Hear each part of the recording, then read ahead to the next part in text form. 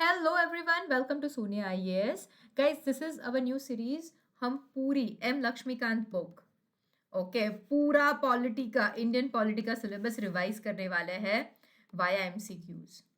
Okay, this is going to be a fabulous course because हम usually books पढ़ते रहते हैं एंड उसके कॉन्सेप्ट्स समझते रहते हैं, शायद कुछ समझ में आते हैं, नहीं आते हैं, और जब एमसीक्यू सॉल्व करने की बात आती है, इन कॉन्सेप्ट्स को ठीक है अप्लाई करने की बात आती है, तो कहीं ना कहीं गलती हो जाती है और प्रीलिम्स ना हमारा 1 या 2 मार्क्स से छूट जाता है। So at Sonia IAS we are always there for you, like हम हमेशा बहुत मेहनत करते हैं आप लोगों के लिए कि आप लोगों की प्रिपरेशन जो है वो अच्छे से अच्छे तरीके से हो जाए। तो इसी पूरे कोशिश में ये हमारा एक नया इनिशिएटिव है कि आपको सारे सब्जेक्ट के स्टैंडर्ड बुक्स हम लोग एमसीक्यू के थ्रू रिवाइज करवाएंगे। इससे क्या होता है, आपकी रिटेंशन पावर बढ़ेगी, आपको कॉन्सेप्ट की एप्लीकेशन आएगी, और साथ साथ में आप एक छोटा सा टेस्ट भी खुद से कर सकते हो कि भाई आप पहला चैप्टर पढ़ लो एम लक्ष्मीकांत सर की बुक का, और फिर ये वीडियो देख लो। जब भी क्वेश्चन आ रहा है पॉज करके आप सोच लो क्या आंसर आना चाहिए, एंड देन समझ लो कि भाई अगर आंसर गलत हो रहा है तो क्यों गलत हो रहा है, क्या लॉजिक लगाना है। सो इन दिस वीडियो आपका chapter 1, historical background of the Indian constitution, हमारा जो संविधान है, कॉन्स्टिट्यूशन है, वो ऐसा कैसे बना, उसका इवोल्यूशन कैसे हुआ, उसका ग्रोथ कैसे हुआ, ये जो पूरी बातें हैं वो आपको रिवाइज करवाई जाएगी एमसीक्यूज के through. So guys, before starting I would give you a small introduction कि भाई हुआ क्या। इन 1600s ब्रिटिशर्स जो थे वो एज ट्रेडर्स आए इंडिया में, ठीक है। फिर 1765 में उन्होंने दीवानी राइट्स ले लिए, मतलब कि वो रेवेन्यू और सिविल जस्टिस का काम देखेंगे बंगाल, बिहार और उड़ीसा में। कहाँ पे? बीबीओ। अब गाइज आप ही सोच लो, अगर कहीं पे रूल करना है, ठीक है, तो उसके लिए रूल्स बनाने पड़ेंगे, रेगुलेशंस बनाने पड़ेंगे, एक्ट्स बनाने पड़ेंगे, और इसीलिए इसीलिए step by step east India company जो पहले आई थी उसने रूल्स बनाने स्टार्ट किए 1773 से, एंड देन 1858 से, ठीक है, the crown rule it started. कब तक? 1947 में हमें आज़ादी मिली तब तक। तो 2 फेजेस मोटा मोटी देखे जाते हैं ये जो पूरा हिस्टोरिकल बैकग्राउंड है उसके अंदर। So now guys let us go and start our MCQ वाला क्लास। इतने सिंपल सिंपल लॉजिक समझाऊंगी, प्लस ट्रिक्स भी समझाएंगे हम लोग एट शून्य से आपको। So you are going to be very happy कि आपके एमसीक्यूज सही हो रहे after seeing this class. Plus अगर इस टॉपिक का इंपॉर्टेंस की मैं बात करूं तो this topic is important from prelims point of view. अगर आप प्रीवियस ईयर क्वेश्चन पेपर्स को रिफर करेंगे तो आपको समझ में आएगा कि लगभग लगभग मोटा मोटी आप एक क्वेश्चन प्रीलिम्स में एक्सपेक्ट कर सकते हैं, ठीक है। कभी कभी नहीं भी आता, बट एक क्वेश्चन आप एक्सपेक्ट कर सकते हैं। And as we all know, UPSC prelims में एक क्वेश्चन है ना, वो भी हम छोड़ना नहीं चाहते। सो स्टार्ट करते हैं guys. Okay, I had left this slide to explain you a couple of things. फटाफट से आप मेरे साथ थोड़ा लिखना भी स्टार्ट कीजिए, ठीक है। 2 पार्ट्स में हम इस चैप्टर को पढ़ सकते हैं।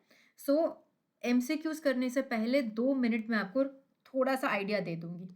1777 से ब्रिटिशर्स ने एक्ट्स लाने चालू किए। नाउ इनिशियली जब एक्ट्स आएंगे तो थोड़े थोड़े ईयर्स के डिस्टेंस पे आ जाएंगे, बट जैसे ही इनका गवर्नेंस का सिस्टम ठीक हो जाएगा, 10 ईयर्स पे, 20 ईयर्स पे, एक डेफिनेट पीरियड पे एक्ट्स आना शुरू होंगे। तो 1858 तक यहाँ पे था ब्रिटिशर्स का ईस्ट इंडिया कंपनी का रूल, कंपनी रूल बोलते हैं, और 1858 से 1947 तक था क्राउन रूल। अब एक छोटा सा ट्रिक बता देती हूँ एमसीक्यू सॉल्व करने के लिए, ठीक है। जो कंपनी का रूल है इसके अंदर हमें सेंट्रलाइजिंग टेंडेंसी मिलेगी, मतलब कि केंद्रीकरण वाली टेंडेंसीज देखने को मिलेगी, जबकि क्राउन रूल जब से आएगा हमको डिसेंट्रलाइजेशन वाली, विकेंद्रीकरण वाली टेंडेंसीज दिखेगी। This is a very broad idea that I have given you. अब ये सारे जो आइडियाज है छोटे मोटे, वो MCQ में दिमाग लगा के कैसे ऑप्शंस एलिमिनेट करेंगे और सही आंसर तक पहुंचेंगे, ये सीखते हैं। चलिए क्वेश्चन 1 स्टार्ट करते हैं। So the first question is, which of the following is or are the features of charter act of 1793? Okay guys, 1793 का चार्टर एक्ट पूछा है, बट इससे पहले आई वुड वांट कि हम एक बार देख ले कि भाई कौन कौन से एक्ट आ चुके हैं। सबसे पहला एक्ट सबको पता होना चाहिए, 1773 का है रेगुलेटिंग एक्ट। मैं गाइस थोड़ा सा ही स्क्रिबल करके छोड़ दूंगी, बिकॉज अगर इतना सारा लिखने जाऊंगी तो क्लास ही खत्म नहीं होगी। फिर इस एक्ट में जो छोटी मोटी इश्यूज रह गए थे उसको चेंज करने के लिए लाया गया 1781 का एक्ट ऑफ सेटलमेंट भी बोलते हैं इसको। ठीक है, अब ये एक्ट ऑफ सेटलमेंट क्या है, आई विल टेल यू। यहाँ पे सुप्रीम कोर्ट बनाने के लिए प्रोविजंस दिए गए थे जो 1774 में बनाया गया, और सुप्रीम कोर्ट के, ठीक है, रूल्स एंड रेगुलेशंस के लिए ये एक्ट लाया गया। तो अब जब भी 1781 देखो, आपको याद आना चाहिए कि भाई ये सुप्रीम कोर्ट वाला एक्ट है। ठीक है, उसके बाद आएगा आपका 1784 वाला। सी 84 है तो यहाँ पे पिट्स इंडिया एक्ट आएगा, ये भी मैं आपको अच्छे से करवा दूंगी। उसके बाद लक्ष्मीकांत बुक का जो 6th एडिशन है उसमें एक नया एक्ट ऐड किया हुआ है, 1786 का एक्ट। ठीक है, this is a new act that has been added in the 6th edition. उसके बाद 1793, उसके बाद 1813, उसके बाद 1833, 1853, इन सब एक्ट को हम आज करीब से देखेंगे। तो सी एज आई टोल्ड यू, पहले पहले इनडेफिनेट इंटरवल्स पे एक्ट्स आएंगे, उसके बाद एक बार गवर्नेंस का सिस्टम सेट हो जाएगा, उसके बाद डेफिनेट टाइम पे एक्ट्स आने लगेंगे। सो ये छोटे छोटे ऑब्जर्वेशंस जो है that will help you in your examination. तो चलिए लेट अस स्टार्ट। इतना बैकग्राउंड आप अभी दिमाग में रखिए, and now with this background only कैसे क्वेश्चन सॉल्व करने हैं वो हम लोग देखते हैं। So here we are. So यहाँ पे बात हो रही है 1793 के एक्ट की। ठीक है, पिट्स इंडिया एक्ट के बाद वाला act. So what are the options, let us look at it and then I will explain you. तो आपको भी कमेंट बॉक्स में आंसर लिखना है and then I will tell you the answer. Okay, it provided that commander in chief was not to be a member of the governor general's council unless he was appointed so। ठीक है, कि भाई commander in chief जो है, जब तक उनको governor general की काउंसिल का मेंबर नहीं बनाया जाता, ठीक है, वो मेंबर नहीं बन सकते। दूसरा, it extended the trade monopoly of company in India for another period of 20 years। East India company जो है, पहले ऐसा था कि सिर्फ ईस्ट इंडिया कंपनी ब्रिटेन से आके इंडिया में ट्रेड कर सकती है। फिर धीरे धीरे वो जो ट्रेड मोनोपोली बोलते हैं उसका इन लोगों ने टाइम पीरियड रखना स्टार्ट कर दिया। तो 1793 में ऐसा कहा गया कि भाई 20 years के लिए ये वाला ट्रेड मोनोपोली इनका रिस्ट्रिक्ट करते हैं, 20 years के बाद फिर से डिसीजन लेंगे। ठीक है, सो now guys let us just see कि भाई ये 1793 का एक्ट कहाँ से आया और क्या हुआ। I am just going to erase all these things. So guys ये जो नया मैंने बोला था एक एक्ट ऐड हुआ है, याद है ना, 1786 वाला।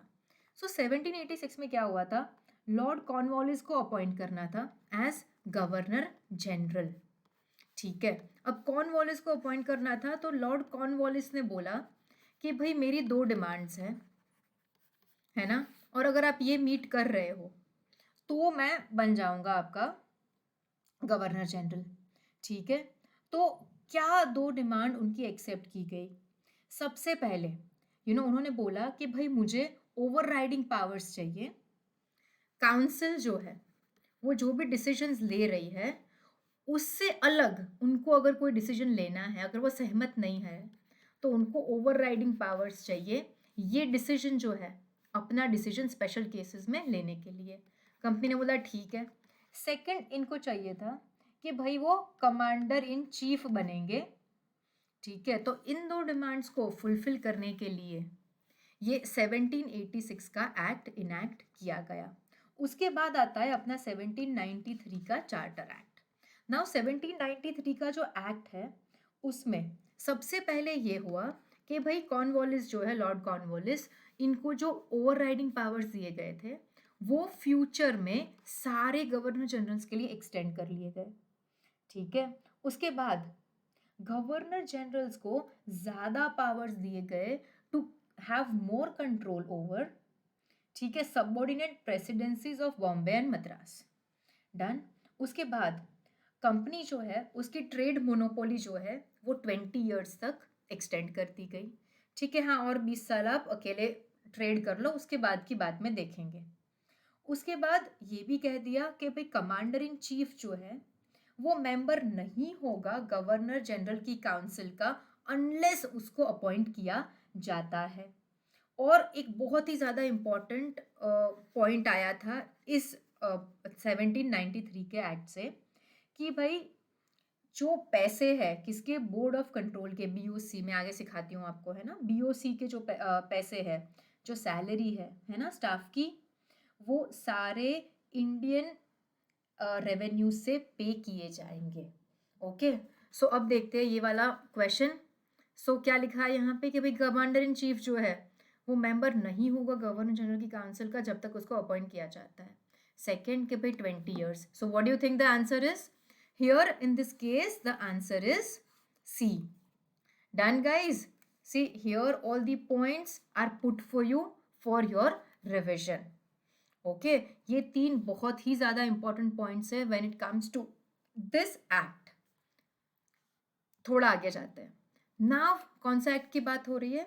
1781 का जो अमेंडिंग एक्ट है, जो अमेंडमेंट था 1773 के एक्ट का।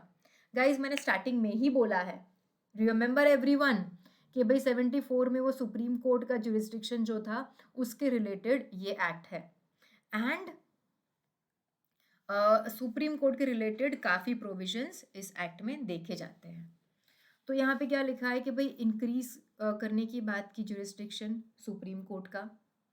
Okay, second, recognition of appellate jurisdiction of governor general, कि भाई सुप्रीम कोर्ट में जिसको भी कोई इश्यू है, ठीक है, सॉरी प्रोविंशियल कोर्ट में जिसको भी इश्यू है, वो लोग अपनी जो अपील है वो सुप्रीम कोर्ट में नहीं करेंगे, बट वो जाएंगे गवर्नर जनरल की काउंसिल में और बोलेंगे कि भाई we are not happy with the decision, आप बताओ क्या करना चाहिए।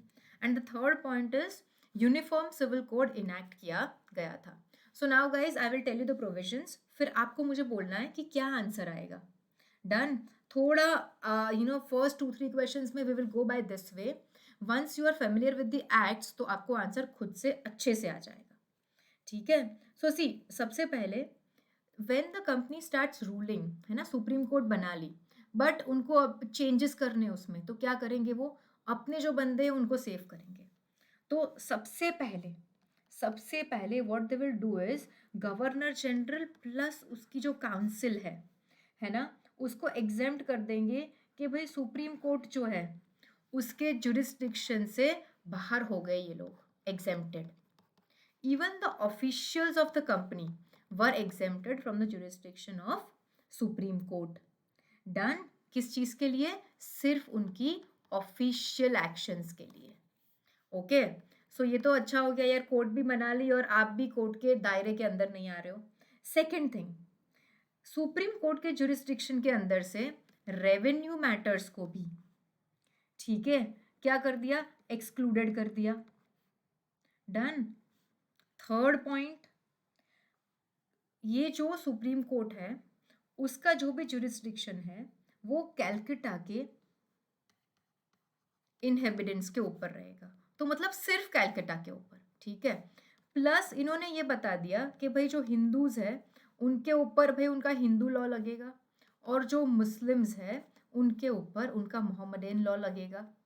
डन। फिफ्थ पॉइंट अगर बोला जाए तो भाई उन्होंने बोल दिया कि जो प्रोविंशियल कोर्ट से अपील होगी, है ना, वो जाएगी गवर्नर जनरल की काउंसिल के पास, not to the supreme court. Done. And इस एक्ट ने ऑल्सो ये कहा कि भाई गवर्नर जनरल और उनकी काउंसिल को पावर है कि वो प्रोविंशियल कोर्ट के रूल्स एंड रेगुलेशंस फ्रेम कर ले। Done. So now let us look at the question. कितना इजी क्वेश्चन है यार, ठीक है। तो क्या हुआ भाई, increase in the jurisdiction of supreme court, नहीं इंक्रीज नहीं हुआ, इसको तो लिमिट कर दिया। कहाँ तक, इसमें एग्जेम्पशंस लगा दिए, गवर्नर जनरल की council plus official actions of civil servants plus only to the residents of Calcutta. तो ये ऑप्शन गलत हो जाएगा, yes. So guys look at this now, this is like the most beautiful part of solving MCQs.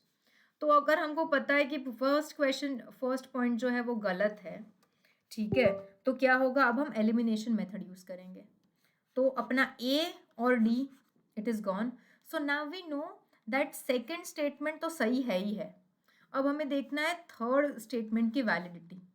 Provisional uniform civil code was enacted, नहीं यार, हमने तो भी बात की हिंदू लोगों के लिए हिंदू लॉ और मुस्लिम लोगों के लिए मोहम्मदन लॉ, याद आया सबको।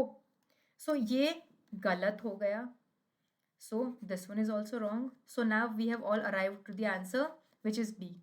Done, guys. I hope you are helping. I mean, finding this session very helpful because बहुत मेहनत करते हैं हम लोग आपके लिए. And at Sunya we believe that quality education has to be affordable and affordable to everyone. So that is why आप लोग देखोगे हमारे सारे इनिशिएटिव्स जो होते हैं वो बहुत ही पॉकेट फ्रेंडली होते हैं। Quality is always best, but उसका जो प्राइसिंग रहता है वो हमेशा ऐसे रहता है that every one can afford it. Okay, चलो आता है क्वेश्चन नंबर 3 के ऊपर। डन। सी, हमने पिट्स इंडिया एक्ट की बात की थी, ये क्वेश्चन आ गया पिट्स इंडिया एक्ट के ऊपर, तो इसको भी अच्छे से डिस्कस करते हैं। इट अबॉलिश्ड, ठीक है, कि भाई क्या क्या क्या किया गया पिट्स इंडिया एक्ट के अकॉर्डिंग। अब ये क्वेश्चन कैसे ट्राई करेंगे, पहले मैं आंसर बता दूंगी डिस्कस करके और फिर पूरा एक्ट पढ़ेंगे, है ना। मेथड थोड़ा थोड़ा चेंज करते रहेंगे, we will keep on evolving the method. और आपको कमेंट बॉक्स में कौन से क्वेश्चन का कौन सा आंसर आ रहा है वो बता के मुझे थोड़ा एंगेज रखना है आप लोगों के साथ कि नेक्स्ट वीडियो में कैसे अच्छे से और करूँ, ठीक है। चलिए, it abolish the monopoly of the company to trade in India. यार गलत बात है, ये चीज़ कब हुई थी, 1813 में हुई थी, ठीक है। सो वेरी नाइस, पहला स्टेटमेंट ही चला गया। तो अपने जो जो जो ऑप्शंस में 1 आ रहा है वो सारे ऑप्शंस हम लोग काट लेंगे। अभी अगेन 2 दोनों में है तो 2 तो सही है ही है। ओके, अब देखना है थर्ड सही है कि फोर्थ सही है। डन। अब क्या बोल रहे हैं लोग, it distinguish between the commercial and political functions of the company. Yes यार, ये सही है। ओके, सो अपना आंसर आ गया। Guys, reaching to the answer in the UPSC prelims is very easy if you have some knowledge and you know how to apply it, ठीक है। और मैं तो बोलती हूँ पेपर में ऐसे ही क्रॉस टिक बनाते जाइए, कैंसिल कैंसिल, तो क्या कंफ्यूज होने का चांस ही कम रहेगा और आंसर्स सही होने का चांस बढ़ता जाएगा। नाउ लेट अस सी यार, ये पिट्स इंडिया एक्ट है क्या। See, I tell you all my personal tricks हैं। अब देखेंगे तो 1784 है ईयर। ईयर भी याद रह जाएगा, 2-4 बार आप चैप्टर पढ़ोगे, ऐसा टेंशन मत लेना कि मुझे ईयर याद नहीं रह रहे, है ना, रह जाएंगे। थोड़ा सा रिपीटेशन और रिविजन चाहिए तो रिटेंशन अपने आप बढ़ जाएगी। नाउ हाउ आई रिमेंबर 1784 है, ये पी है, मुझे इसका मिरर इमेज लगता है ये 4 जैसा। सो मेरे दिमाग में बैठ गया कि भाई 1784 is Pitt's India act. Now ये जो पिट्स इंडिया एक्ट है इट इज़ वेरी इंटरेस्टिंग। क्या होता है, ये थर्ड वाला एक्ट है ना, जो हम पढ़ रहे हैं। पहले 1773 आया, उसके बाद 1781 और उसके बाद 1784। तो ये जो पिट्स इंडिया एक्ट है उसने क्या किया, कंपनी के कमर्शियल और पॉलिटिकल फंक्शंस अलग कर दिए। ओके, 1773 में क्या हुआ था, एक बॉडी फॉर्म की थी, ठीक है, एक बॉडी फॉर्म की गई थी, court of director to look after the functions of the company. अब पिट इंडिया एक्ट ने, अब देखिए see for COD, C for commercial, so COD will look after the commercial functions of the company and जो political functions है वो देखने के लिए बीओसी का फॉर्मेशन हुआ गया। तो ये थोड़ा सा dual government type of a thing देख सकते हैं पिट्स इंडिया एक्ट में, ये इसका फर्स्ट फीचर बोलेंगे, ठीक है। This is the first feature और ये BOC आ गया वो सेकेंड फीचर।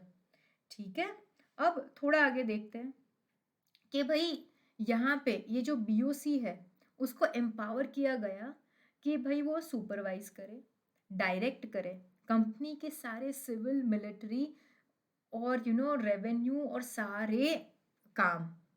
कहाँ के? British possessions in India. तो first time East India company की प्रॉपर्टीज को बोला गया ब्रिटिश पोजेशंस इन इंडिया। ठीक है, प्रॉपर्टीज नहीं बोला, पोजेशंस बोला गया। सो ऐसे भी आप आंसर पे आ सकते हो। फोर्थ गलत हो गया आपका, फर्स्ट गलत हो गया।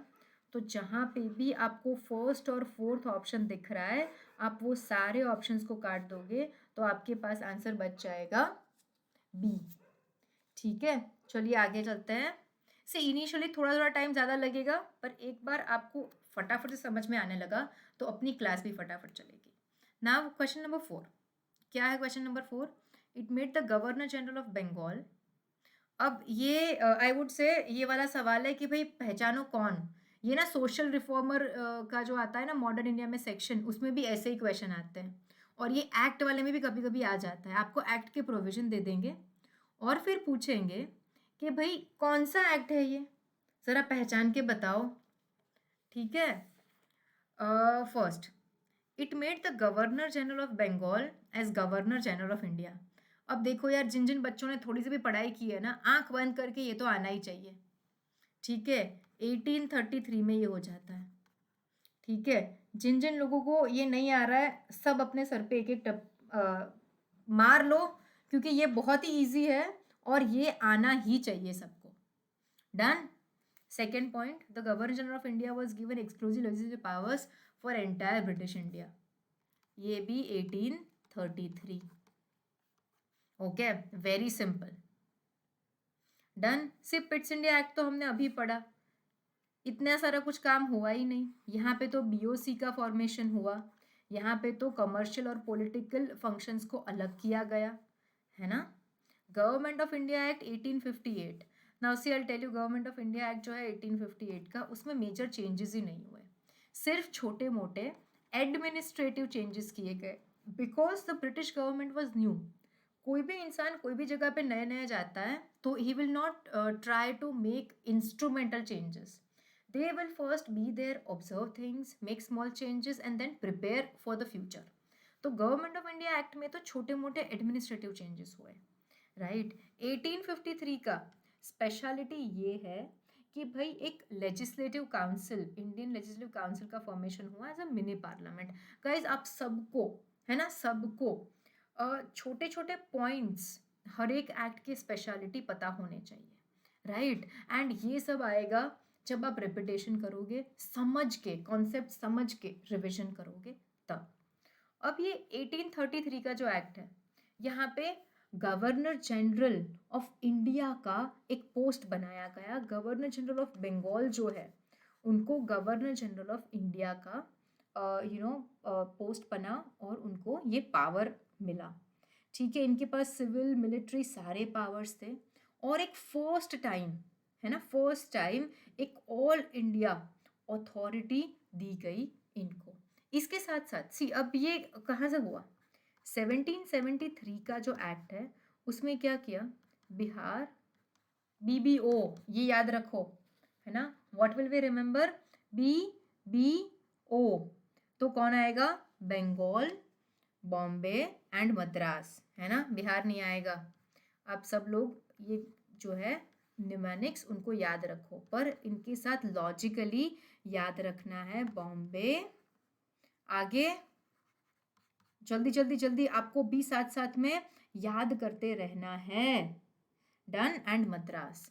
तो 1773 में आई just erase this one little bit और फिर मैं आपको थोड़ा सा लिख के दिखाती हूँ है ना, हियर आई गो। ठीक है, तो 1773 में क्या हुआ, सबसे पहले तो गवर्नर जनरल ऑफ बंगाल बनाया गया, गवर्नर ऑफ बंगाल को। तो यहीं पे उनको पावर्स थोड़े ज़्यादा दिए गए। इनको हेल्प करने के लिए 4 लोगों का एक काउंसिल दिया गया। ठीक है, और जो गवर्नर्स थे कहाँ के, बॉम्बे के और मद्रास के, इन दोनों को इनका सबऑर्डिनेट बनाया गया, ठीक है। और फिर दूसरा सेंट्रलाइजेशन वाला, मैंने सबसे पहले बोला था कि जहाँ पे भी हम ईस्ट इंडिया कंपनी की बात करेंगे तो tendency is always going toward centralisation. तो 1773 में तो गवर्नर जनरल ऑफ बंगाल बनाए गए। कौन था first governor general of Bengal? Lord Warren Hastings. उसके बाद, ठीक है, 1833 में और ज़्यादा सेंट्रलाइजेशन की गई और गवर्नर जनरल ऑफ बंगाल को बनाया जाता है गवर्नर जनरल ऑफ इंडिया और इनको all India authority for the first time दी जाती है। तो जैसे इन दोनों को 1773 में भी सबऑर्डिनेट बना दिया गया, वैसे ही बॉम्बे और मद्रास के, ठीक है, जो गवर्नर जनरल्स थे, गवर्नर्स थे, उनका लेजिस्लेटिव पावर, रूल्स बनाने का पावर ले लिया गया। इस एक्ट से पहले जो भी रूल्स बनते थे उनको रेगुलेशंस बोला जाता था, बट इस एक्ट के बाद सारी चीज़ों को एक्ट से रिफर किया जाता था। अब ये जो एक्ट है उसने ईस्ट इंडिया कंपनी के सारे पॉलिटिकल फंक्शंस एंड कर दिए और East India company purely commercial body बन गया, ठीक है। It is very very very simple and an easy act. So जैसे ही ये गवर्नर जनरल ऑफ इंडिया वाली चीज़ आती है तो हमको पता चलना चाहिए 33 वाला है। Now who was the first governor general of India? Can someone tell me? Lord William Bentinck. ये सारी चीज़ें स्टेटमेंट में आती रहती है, दे आर वेरी इजी अगर आपने अच्छे से पढ़ा है। अगर नहीं पढ़ा है तो यार सब कुछ डिफिकल्ट है। डन? चलिए थोड़ा सा आगे जाते हैं। We will look at which of the following acts laid down that the appeals from the provincial court should not be taken to the Supreme Court but only to the Governor General's Council. Guys ये हमने अभी पढ़ा, ठीक है। तो सी let us सी elimination से जाते हैं ना। 73 में तो क्या हुआ कि भाई 74 में सुप्रीम कोर्ट बनाओ, तो इसमें तो ऐसा कोई प्रोविजन था नहीं। पिट्स इंडिया एक्ट हमने देख लिया 1784 का, अभी डिटेल में इसमें भी ऐसा कोई प्रोविजन है नहीं। 1793 भी हमने अच्छे से देख लिया, इसमें भी ऐसा कोई प्रोविजन नहीं है। 81 में सुप्रीम कोर्ट के रिलेटेड सारे प्रोविजंस है और वहीं पे हमने अब भी ये प्रोविजन पढ़ा। So our answer is B. Done. तो 1773 का जो एक्ट था उसको रेक्टिफाई करने के लिए, सुधारने के लिए ये 1781 वाला एक्ट लाया गया था और इसके प्रोविजंस हमने आगे ही पढ़ लिए तो रिपीट नहीं करेंगे। Done. All of these are still kept here for you to understand. Now, when did the institution of High Court originate in India? Okay, now this question इसमें भी थोड़ा लॉजिक लगाते हैं, फिर मैं आपको आंसर समझाती हूँ, ठीक है। In independent India, the Supreme Court assumed control and created high courts in numerous states. यार ऐसा लगता है आपको? This is very logical. इतना बड़ा देश है, ब्रिटिशर्स इतने अच्छे से चला रहे हैं पूरा एडमिनिस्ट्रेशन, तो क्या हाई कोर्ट्स नहीं हो गए? तो लॉजिकली मैं अगर एग्जाम देने जाऊंगी तो मैं ये कैंसिल कर लूँगी।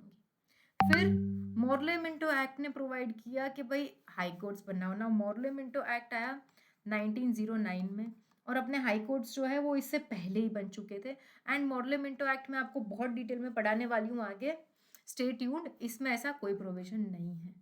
1773 में सिर्फ सुप्रीम कोर्ट की बात हुई थी, हाई कोर्ट का कोई उल्लेख नहीं था। सो आप बड़ी आसानी से ए और डी तो एलिमिनेट कर सकते हो अगर आप लॉजिकली कॉन्सेप्चुअली समझ के चलो। डन। दूसरी चीज़ guys, whenever you are in doubt कि यार मैंने ये तो कभी पढ़ा ही नहीं है ना, पर ये एक ऑप्शन है ये भी मुझे कभी नहीं पता, तो I call it the odd one out rule कि यार ये तीनों एक्ट तो मैंने अच्छे से पढ़े हुए हैं, ये तीनों चीज़ मुझे पता है, ये नहीं है, तो मुझे ये चीज़ भी नहीं पता है और I don't even know when did it originate. So I would do a very calculated guessing in this matter and C is the correct answer here. So let me tell you how did the High Court wala system start in India. It started with the Indian High Court Act in 1861. 1862 में high court establish हुए थे Calcutta, Bombay and Madras, इन 3 जगहों पे। Done. उसके बाद 4th high court establish किया गया था इलाहाबाद में इन 1866। और अगर हम बात करें तो भाई आफ्टर इंडिपेंडेंस 1950s के बाद हाई कोर्ट जो थे, ठीक है, एग्जिस्टिंग थे, उनको कॉरस्पॉन्डिंग स्टेट का हाई कोर्ट बना दिया गया। हमारे कॉन्स्टिट्यूशन में ऐसा लिखा हुआ था कि भाई हर एक स्टेट के पास एक हाई कोर्ट होनी चाहिए, but seventh constitutional amendment act जो 1956 में आया, it stated that the parliament is authorized to establish a common high court। एक ही हाई कोर्ट दो स्टेट्स का काम देख सकती है, एक स्टेट या यूनियन टेरिटरी और any of the combinations. Done guys. तो सी लॉजिक भी बहुत काम आता है यूपीएससी एग्जाम में एमसीक्यू सॉल्व करने के लिए। Now as I told you, ये मोरले मिंटो रिफॉर्म्स आ गए। नाउ सी गाइस, बीच में बहुत सारे एक्ट्स अपने रह गए हैं, but don't worry, we at Sonia we always think about you, we are coming up with a foundation course, ठीक है, which is going to be at a very minimal cost. तो उसमें आप ये सारी चीज़ें और काफ़ी डिटेल में पढ़ सकते हैं, बट मैं तो आपको यहाँ पे तो एमसीक्यू के थ्रू रिविजन तो करा ही दूंगी, ठीक है। So number 7, consider the following statements about the act of 1909 which also known as Morley Minto reform। now guys, from my teaching experience, है ना, see I have left a slide also for all of you here। done from my experience, we all have to I know that 1909 and 1919 में बच्चों को maximum confusion होता है, इसके नाम से लेके इसके साल तक सब कुछ, ठीक है। सो सबसे पहले मैं इजी ट्रिक सिखा लेती हूँ सबको, है ना। 1909 तो इसका नाम है मोरले मिंटो एक्ट, और 1990 is Montagu Chelmsford act. Now एक चीज़ याद रखिए, जहाँ पे digits repeat double double repeat हो रहे हैं वहाँ पे अल्फ़ाबेट्स नहीं हो रहे, ठीक है। This is a very simple trick of remembering कि भाई कौन से एक्ट का नाम क्या है, बहुत बच्चे कंफ्यूज रहते हैं, ठीक है। नाउ लेट अस सी 1909 के एक्ट में क्या क्या प्रोविजंस थे। तो when we talk about the provisions of 1909 Morley Minto act, अब इसमें नाम कैसे रखते थे, ठीक है। लॉर्ड मोरले जो थे वो सेक्रेटरी, एक सेकेंड, या वो सेक्रेटरी ऑफ स्टेट थे, और लॉर्ड मिंटो जो थे वो वाइसरॉय थे इंडिया के उस टाइम पे। Done, I just erase it a little bit to get some space to write lot of things for you, and here we go. Okay, अब यहाँ पे द मेन थिंग इज ये double bar जो एम आ रहा है, तो इस एक्ट का सबसे बड़ा फीचर ये है कि भाई इस एक्ट के थ्रू, है ना, मुस्लिम्स के लिए सेपरेट इलेक्टोरेट स्टार्ट किया गया, मतलब कम्युनल रिप्रेजेंटेशन का स्टार्टिंग किया गया, and that is why Lord Minto को फादर ऑफ कम्युनल इलेक्टोरेट भी कहा जाता है। Okay, this is the most important, one of the most important features of this act. बाकी भी इंपॉर्टेंट फीचर्स है, मैं करवाती हूँ आपको, है ना, अभी इसी वक्त। इसके आगे हम देखेंगे कि भाई 1892, इसके पहले का एक्ट 1892 में आया था, तो 1892 के अंदर, ओके, इलेक्शन जैसा प्रोसेस था, बट इलेक्शन वर्ड यूज नहीं हुआ था, तो वी कैन से कि डायरेक्ट इलेक्शंस जो है वो इस एक्ट से स्टार्ट हुए थे, एंड कम्युनल या तो फिर सेपरेट इलेक्टोरेट्स वाले। डन। उसके बाद अब आप सोचिए गाइस, ये जो एक्ट है उसके पहले कौन से एक्ट आ गए, 1858, इसको हम एक्ट ऑफ गुड गवर्नेंस भी बोलते हैं, कि भाई ब्रिटिश गवर्नमेंट आ गई, उन्होंने बोला कि भाई कंपनी जो थी अब तक ठीक से काम नहीं कर रही थी, अब हम आएंगे गुड गवर्नेंस करेंगे। इसके बाद आ गया 1861 का एक्ट। नाउ आप देखिए ये सारी चीज़ें, now the company knows that Indians को एडमिनिस्ट्रेशन में इन्वॉल्व करना पड़ेगा, तो ही एडमिनिस्ट्रेशन स्मूथ चलेगा।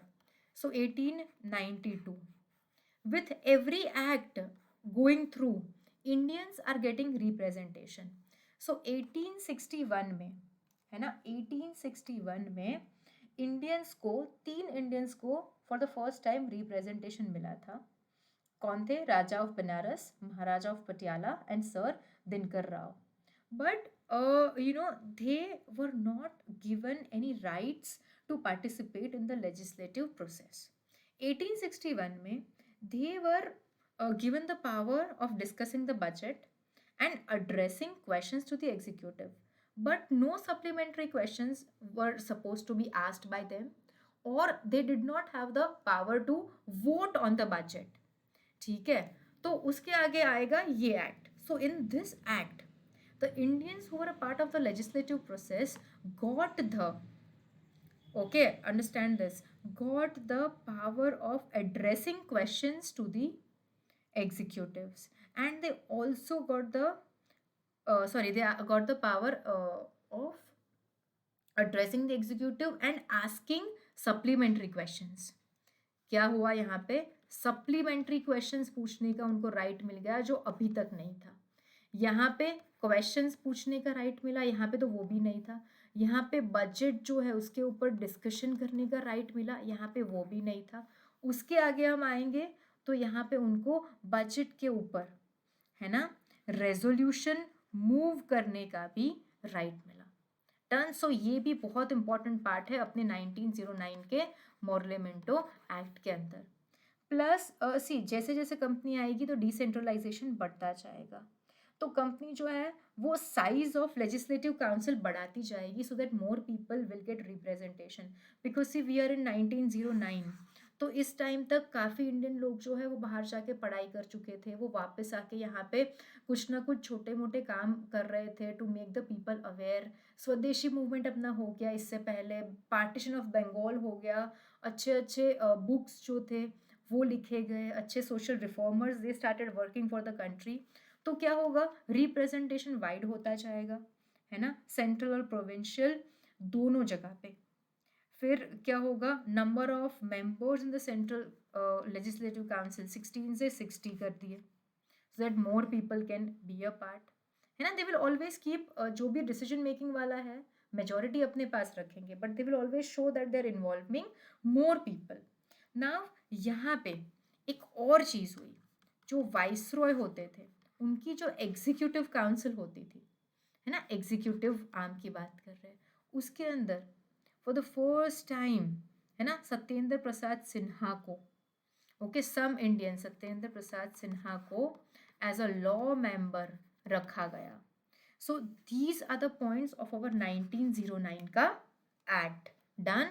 सो अब आप मुझे बताइए, it introduced a system of communal representation. Yes, तो ये कैंसिल कर दे क्योंकि यहाँ पे तो 1 है ही नहीं और 1 तो करेक्ट है ही है, right.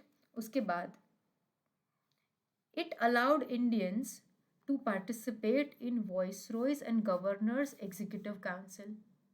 yes, yes, executive council में आ गए, है ना, सत्येंद्र प्रसाद.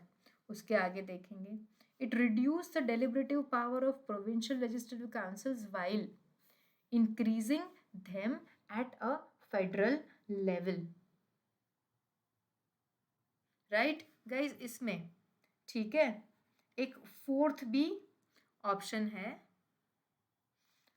which is not written here, and fourth, so let's just do it like this, okay, that's all right. so यहाँ पे deliberative power जो है, यहाँ पे decentralization हो रहा है, ठीक है. so the correct answer will be 1 and 2 only. done. Reduce नहीं हुआ, पावर जो है प्रोविंशियल लेजिस्लेटिव काउंसिल का वो भी इंक्रीज होता जाएगा.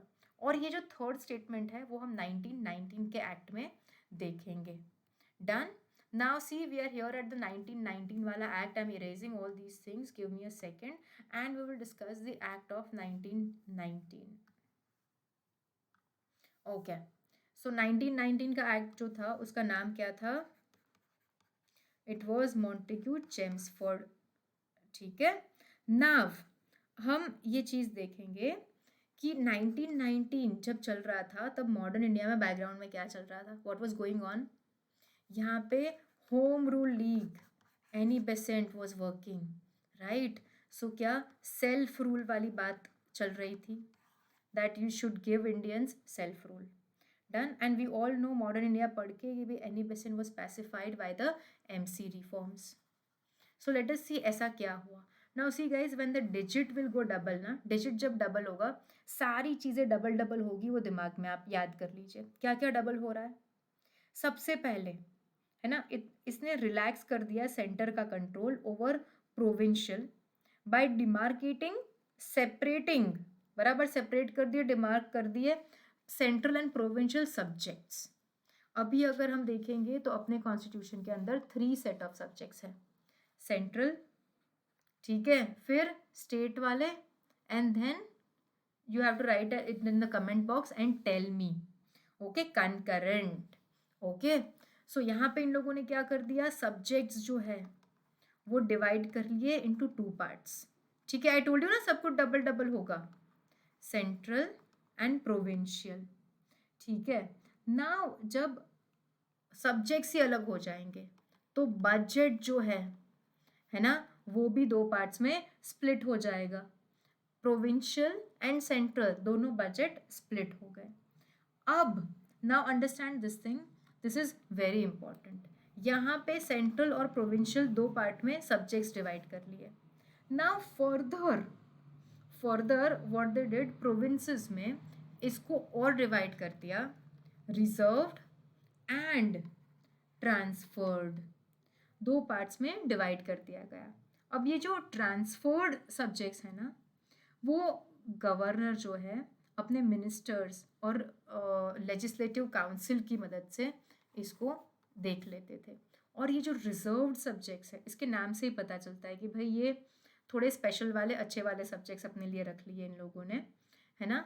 तो रिजर्व्ड वाले जो है वो गवर्नर जनरल जो है वो अपने आप से इसके डिसीजंस लेते थे अपनी एग्जीक्यूटिव काउंसिल के साथ, and for this reserve subjects they were not responsible to the legislature. अब इंडियंस पार्ट बन रहा है लेजिस्लेचर का, है ना। सो रिजर्व सब्जेक्ट्स ये गवर्नर जनरल जो है वो अपने हिसाब से अपनी एग्जीक्यूटिव काउंसिल के साथ ही डिसीजंस लेंगे। और जो ट्रांसफर्ड है ये वो थोड़े कम इंपॉर्टेंस वाले सब्जेक्ट्स है जहाँ पे भाई आप रूल बना लो, आपको थोड़ा सेटिस्फैक्शन मिल जाए कि you are also making rule. Now इस टाइप का जो डबल रूल होता है उसे क्या बोलते हैं, डायरकी, ठीक है, इसको बोलते हैं डायरकी। बट ये एक्सपेरिमेंट जो है वो काफ़ी हद तक अनसक्सेसफुल रहा। Now you have to remember कि अनसक्सेसफुल रहा, और उसके बाद 1935 का जो एक्ट आता है इसमें ये लोग डायरकी एट सेंट्रल लेवल ले जाते हैं और प्रोविंशियल पे अबॉलिश कर देंगे, है ना। ये याद रखना है सबको। इसके आगे हम लोग चलते हैं। अब क्या किया इन लोगों ने, अब एक चीज़ याद रखिए, 1909 में सेपरेट इलेक्टोरेट दिए गए फॉर 1 कम्युनिटी। नाउ जैसे जैसे आगे जाएंगे जो इलेक्ट्रल है रिप्रेजेंटेशन वो और ज़्यादा ये लोग बाइफोगेट करते जाएंगे। तो यहाँ पे सिख के लिए, ठीक है, इंडियन क्रिश्चियन के लिए, एंग्लो इंडियन के लिए, यूरोपियंस के लिए, सबके लिए सेपरेट इलेक्टोरेट्स कर दिए। डन। फिर यहाँ पे सिर्फ कुछ ही लोगों को वोट देने की परमिशन रहती थी based on how much property they have, how much tax they are paying, और on the basis of education. तो गाइस समझिए बहुत कम लोगों को राइट था वोट करने का। फिर 1926 में, है ना, सेंट्रल पब्लिक सर्विस कमीशन को इस्टेब्लिश किया गया। डन। सो गाइज दिस 1919 वाला जो है रिफॉर्म बहुत ही ईजी है, provided you understand it from a very basic level. Done. चलो अब देखते हैं हम लोग questions. Now direct election with separate electors for the first time, ये कब था गाइज, 1909। सो ये तो यार गलत हो गया, तो जहां जहां भी 1 आ रहा है वो सारे ऑप्शंस एलिमिनेट हो गए। और कुछ भी पढ़ने की ज़रूरत है हमें, प्लीज़ टेल मी, और कुछ भी पढ़ने की ज़रूरत है हमें? No, not at all. We solved our answer just by eliminating 1 option. So guys exam में भी ऐसा कई बार होता है, so you have to keep your eyes open. And मैंने बोला है वैसे इन ऑप्शंस को मार्क करके सीधा नीचे एलिमिनेट करते जाइए, you will be able to save lot of time, है ना। वैसे सेव टाइम वाली बात तो पेपर 2 में करनी चाहिए, पेपर 1 में तो टाइम बच ही जाता है। डन। चलिए देखते हैं question number 9। Which of the following were the provisions of the Government of India Act 1935? ठीक है, 35 वाला एक्ट आ गया है ना. 35 वाला एक्ट गाइज याद रखिए, it was like a second milestone towards establishing a responsible government in India.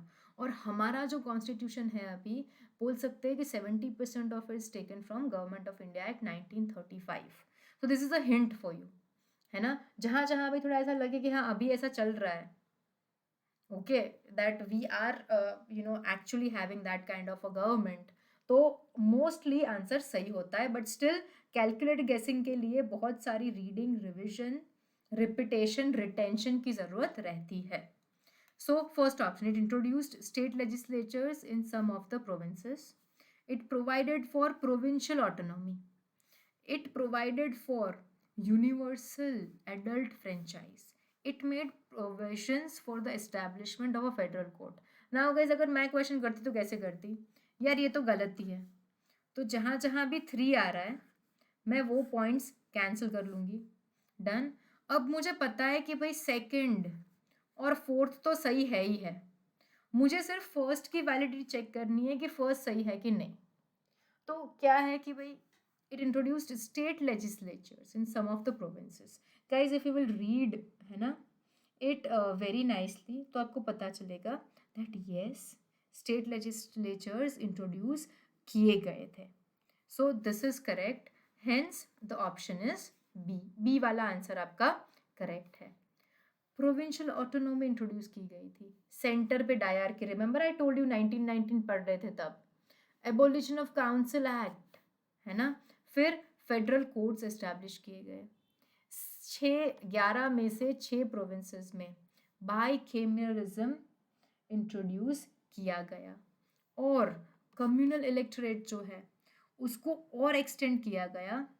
Schedule caste, women and labourers और यू कैन से वर्कर्स को और सेपरेट इलेक्टोरेट्स दिए गए. Okay, this are some of the provisions. यहाँ पे वो RBI वाला भी अपना प्रोविजन आ जाएगा, है ना.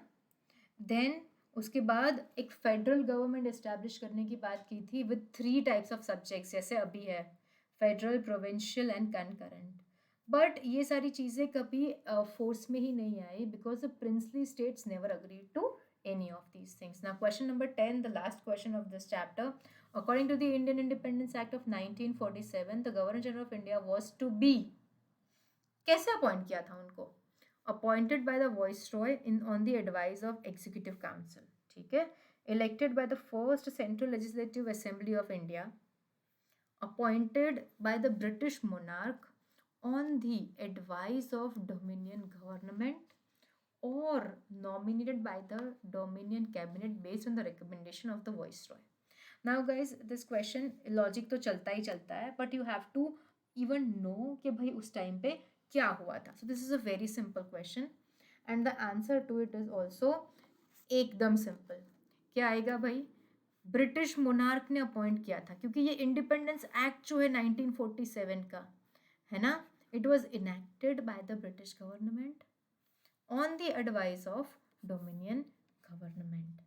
डन. तो इसका आंसर आएगा आपका सी. क्या हुआ था? गवर्नर जनरल अपॉइंट किए गए थे बाय द मोनार्क. फंक्शंस जो थे सेक्रेटरी ऑफ स्टेट के, ओके, सेक्रेटरी ऑफ स्टेट की 1858 के एक्ट में एक पोस्ट आई थी. ओके, वो अबॉलिश कर दी गई और उसके जो फंक्शन है वो कॉमनवेल्थ को ट्रांसफ़र कर दिए गए. British government was no longer responsible कि भाई इंडिया में क्या चल रहा है उनसे उनको कोई लेना देना नहीं है. प्लस जो मोनार्क थे ब्रिटिश के, वो जो टाइटल्स लगाते थे, है ना, कि भाई इंडिया के ओनर वाले या इंडिया के राजा वाले टाइटल्स, वो उनको ड्रॉप करने पड़े. आज तक के सारे जो भी एक्ट्स आए थे वो रद्द किए गए. उसके बाद ब्रिटिश मोनार्क को वीटो करने का पावर था सारे बिल्स, वो पावर भी उनसे ले लिया गया. डन. और जो सिविल सर्विस फोर्सेस के लिए अपॉइंटमेंट थी जो रिजर्व रखी जाती थी कि वो सेक्रेटरी ऑफ स्टेट उनको अपॉइंट करेंगे, वो सारे प्रोविजंस भी कैंसिल हो गए. And at the stroke of midnight of 14th and 15th August 1957, the British rule came to an end and India became an independent country. Independent dominion बोल सकते हैं. Done. So guys, thank you very much. I hope you liked this session. You found it informative. And if you found it nice, then please share the link with your friends.